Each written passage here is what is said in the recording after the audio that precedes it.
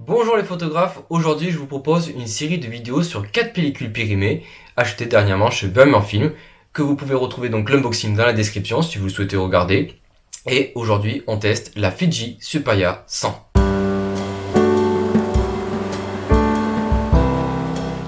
Je l'ai utilisé avec mon Canon FTBQL et vu que la pellicule est périmée, les ISO 100 je les laisse de côté et je prends ISO 50. Alors pourquoi? Parce qu'en fait l'émulsion vieillit et donc on peut avoir des couleurs plus ternes et une sensibilité de l'image beaucoup moins intéressante si on la laisse à 100 ISO.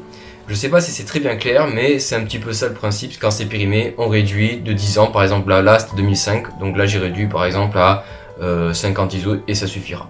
Voilà. Passons au vif du sujet, regardons ensemble tout simplement le diaporama des photos et après on parlera en détail de certaines.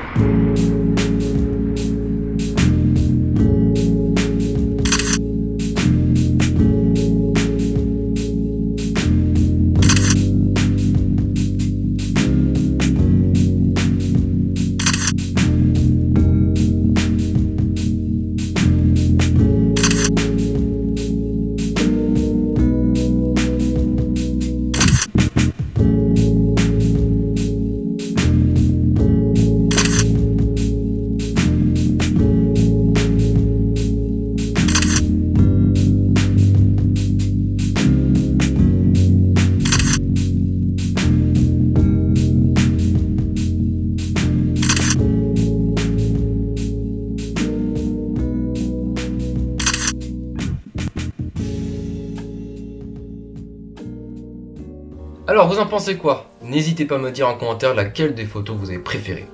Vous avez vu, les couleurs sont assez flashy, assez colorées, la saturation elle est exceptionnelle, moi ça m'a vraiment surpris. Nous allons analyser ensemble 3 photos différentes, alors c'est parti.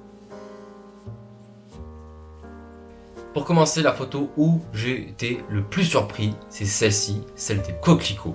Les coquelicots, c'est ma première impression, waouh, c'est très flashy. Alors le rouge est assez soutenu, ou même certains détails ne sont pas forcément mis en avant car la saturation naturelle est très présente. Est-ce que cela vient du vieillissement de la pellicule? Je ne pourrais pas forcément vous dire. Si des personnes le savent, qu'ils laissent un petit commentaire pour l'accentuation possible des couleurs. Mais si nous regardons le second coquelicot en contrebas, nous remarquons que les couleurs sont plus homogènes et il y a un léger reflet bleu-violet. Et là nous voyons un peu plus de détails avec les gouttelettes d'eau. C'est assez surprenant car les couleurs vertes sont plus neutres, voire une saturation plus disparate. La seconde photo, c'est la Madeleine, petit village du département du Gard. En repartant de chez des amis, je me suis arrêté sur le bas-côté car je trouvais que c'était un bon emplacement et les couleurs étaient intéressantes. Ce que j'ai de suite remarqué, c'est le rendu sur les côtés avec des lueurs vertes. Et oui, c'est le charme d'une pellicule périmée. Ensuite, je trouve que les couleurs sont plutôt fidèles à la réalité. Bon, vous pouvez que me croire quand vous n'avez pas d'image vidéo malheureusement, mais je peux vous garantir que c'était presque identique. L'émulsion montre plus neutre les reflets du soleil sur l'usine au fond. Quant à la réalité, c'était beaucoup plus orange, plus chaud, et nous retrouvons la pâte de Fujifilm avec des couleurs plutôt neutres, voire froides. Certes, avec un vert un peu plus coloré que la normale par contre, et les petites teintes de couleur rouge sur les panneaux confirment une belle saturation. Je trouve que la scène reste très belle avec les diverses sources de lumière et les couleurs qui en ressortent. Et pour finir, la troisième photo, les moutons. L'exemple type pour la Superia 100 reste cette photo pour ma part. Alors, avec le vieillissement de la pellicule, les couleurs peuvent être plus ternes, le vert de la végétation au premier plan est plutôt froid et moins vivant. En revanche, celle des figuiers et buissons, le vert est plus profond, et on était proche de la réalité de nouveau.